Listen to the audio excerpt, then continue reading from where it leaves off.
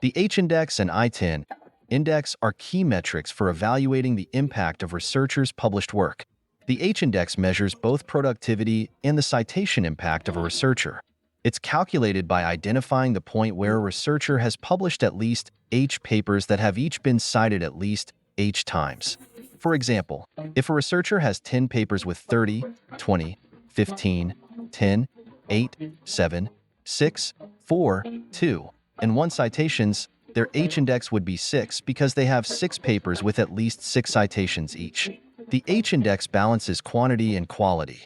A higher H-index suggests a researcher consistently publishes work that receives substantial citations. It's widely used in career progression, grant applications, and hiring decisions. However, the H-index has some limitations. It doesn't account for co-authorship, the specific contribution to each paper, or one highly cited paper that might skew the overall picture. Additionally, it can disadvantage early career researchers as it takes time to build up citations. The i10 index is a simpler metric, counting how many papers by a researcher have received at least 10 citations. For example, if a researcher has 7 papers with 10 or more citations, their i10 index would be 7. The i10 index is easy to calculate and used primarily by Google Scholar. While less widely recognized in academic circles compared to the H-index, it complements the H-index by providing a snapshot of research output. But like the H-index, it has limitations. It doesn't reflect citation quality, co-authorship, or researcher contribution, and can also favor senior researchers over those just starting their careers.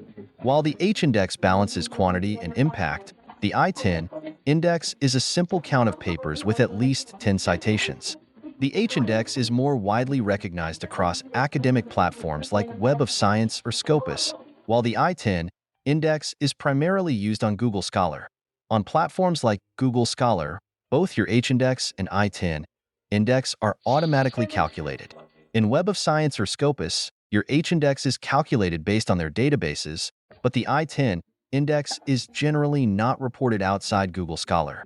Together, the H-index and i10 index provide a fuller picture of a researcher's influence, but they should be used with other metrics to assess impact accurately.